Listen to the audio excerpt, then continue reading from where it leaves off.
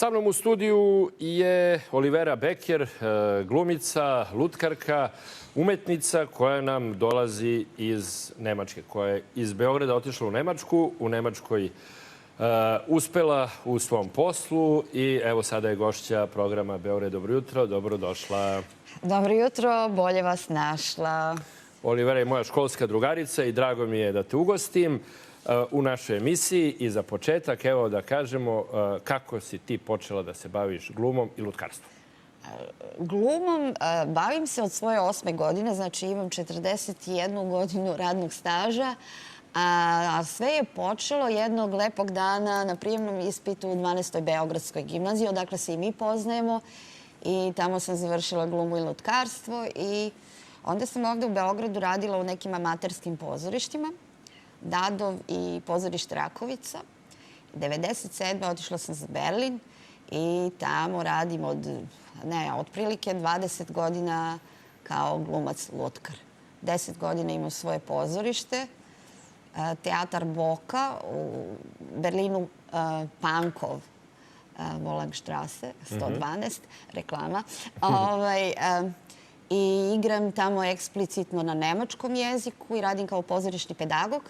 A jednomesečno igram i na našem jeziku i kroz Štramplicu, jedna lepa organizacija u Berlinu koja postoji 2 godine. Oni su sad doveli publiku, dolazi više sad publike. Inače je to bilo onako malo publike.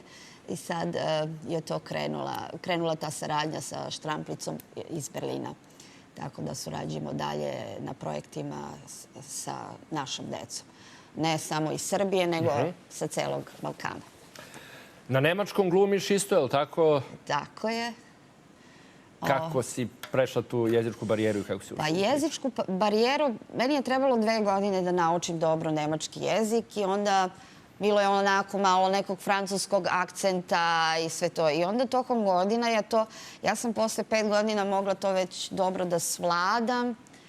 25 godina sam tamo. I onda sam krenula u nekom malom pozorištu u Berlinu, pozorište Jaro.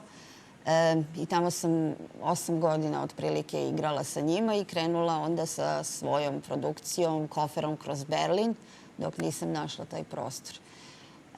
I tako da ja mislim da dobro pričam nemački i da je skoro bez akcenta. Naravno, kad ima kod der, die, das, mislim, to i Nemci zeznu, ali uglavnom predstave su, nadam se, dobre i sa pedagoškom pozadinom i jako su komične i za odrasle, u svakom slučaju. Divno je raditi u jednoj svetskoj kulturnoj metropoli kakav je Berlin, sigurno. Jeste. Jer ti kao umetnik imaš tamo mogućnosti ne samo kao glumac, lutkar da se dalje razviješ, nego i sve što je povezano sa glumom, sa lutkarstvom, da li je to stand-up, da li je to muzika, otvorena su više horizonta. Da nismo ono kao u jednoj fioci, kako se to zove. Da. Ograničeni u... Da.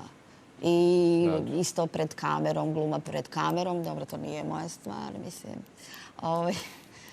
Ja sam više za Uživo priča. Da, direktan kontakt sa publikom, interaktivno sa decom i predstave su svaki put drugačije. Koje su najznačajnije sada predstave koje izvodiš, koje su ti najdraže? Pa sve su mi drage. Ja imam repertoar od, 7-8 predstava. Od toga su Pčelica Maja, onda imam Snežanu i 7 patuljaka, Dugo putovanje za Severni pol, to je moja predstava, ili Zubić vila, Prolećna vila.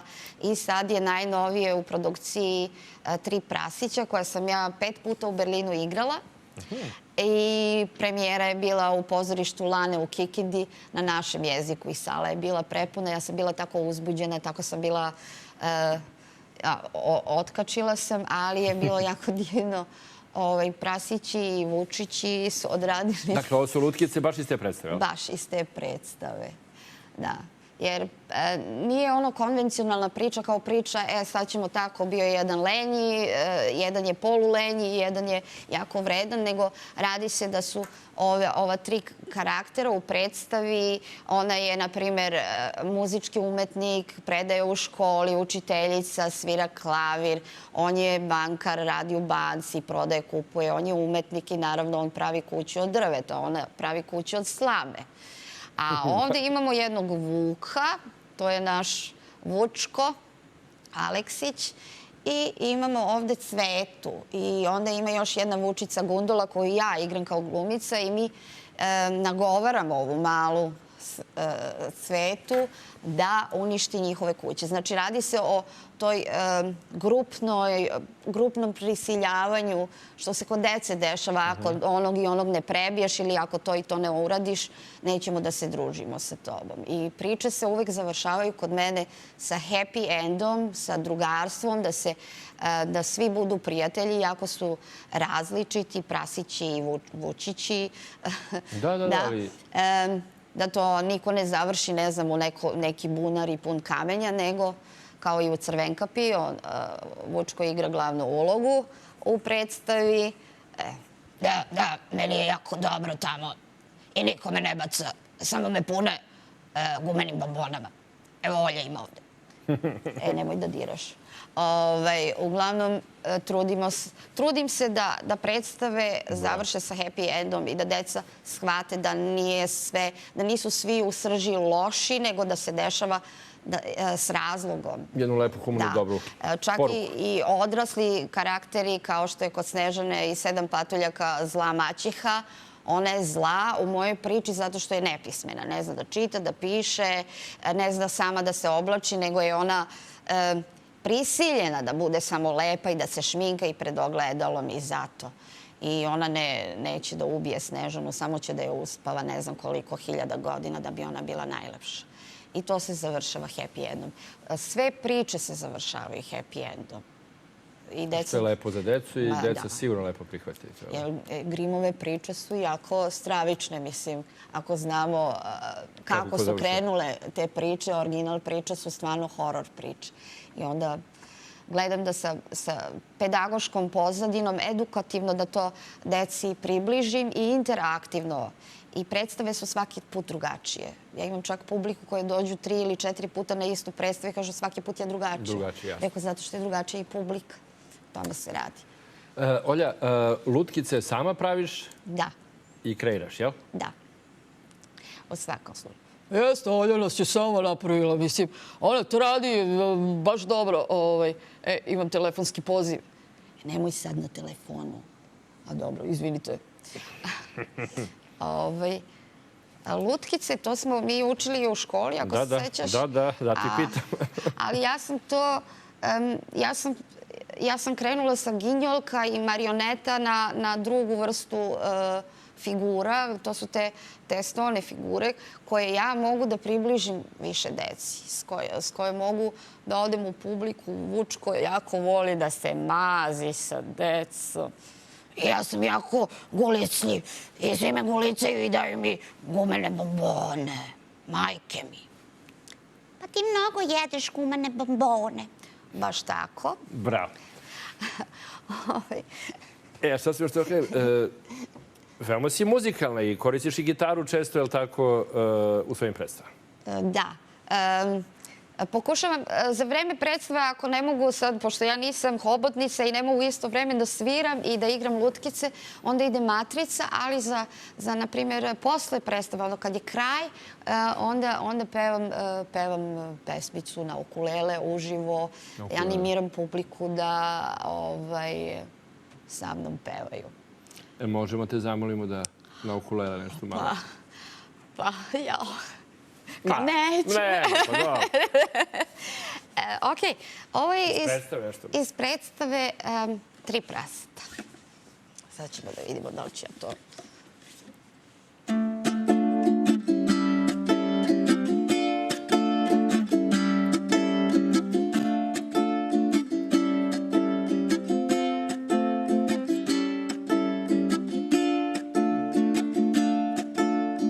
Mi smo vukovi i opasni i zli. Od nas se plaše ma skoro svi. Jedemo crvenkapu, baku i jariće, prasiće bijeli rado uz krompiriće. Au! Bravo. Svoje pozorište imati u Nemačkoj, u Berlinu. Izazov novi je sigurno bio u tvojoj karijeri, ali šta je doneo i kako to izgleda? Pa, znaš kako, ja kad sam bila u drugom pozorištu, preko 7-8 godina koliko sam bila, mene je iritiralo to što, na primjer, kad deca daju neke komentare, da se ne obraća pažnje na to, nego se ide dalje. I onda sam ja rešila, ja ću sad to sama.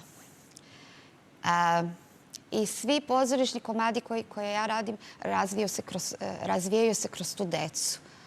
I onda sam ja par godina, 3 godine, 4 skoro, išla koferom kroz Berlin i gostovala po drugim pozorišnim kućama i obdaništima i školama, dok nisam našla perfektan prostor. I kad sam našla taj perfektan prostor i sa radionicom gde mogu da radim sve sama, i to je to. Zaljubila sam se u taj prostor i to mesto kao mesto. I izazov jeste, svaki put je novi izazov, ali to me čini sretnom. Da ne, kako bi to objasnila? Da nekog usrećim, baš decu.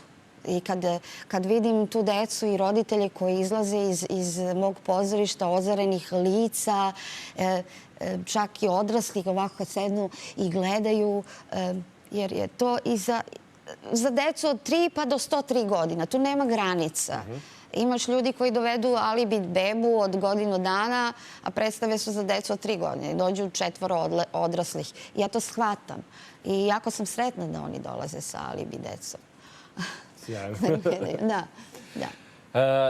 U Srbiji si spomenula da si u Kikindi, jel tako nastupaš? Da, to je bilo 24. Da li ćeš ponovo biti u Kikindi i da li mogu negde da te vidi? Naravno, za vreme Ludaje. Ja ne znam sad tačno kad počinje taj festival. Sad treba preko vikenda da odem kod kolega u Kikindi u pozorište Lane da se dogovorimo kad, gde, šta. Uglavnom igram Pčelicu Maju na našem jeziku u Kikindi pozorište Lane. Informacije ćete verovatno dobiti preko interneta. Poslaću i tebi ili se vidimo tamo. U svakom slučaju dolazimo opet u septembru. Hvala ti puno. Vidimo se u septembru i vidimo se i narednih puta. Pratit ćemo naravno tvoj rad i želimo ti puno sreće i uspeha. I vama sve najbolje. Hvala da sam gostovala. Velika je čast kod školskog drugara. Hvala ti, meni je drago baš da si došla i vidimo se uskoro ponovo.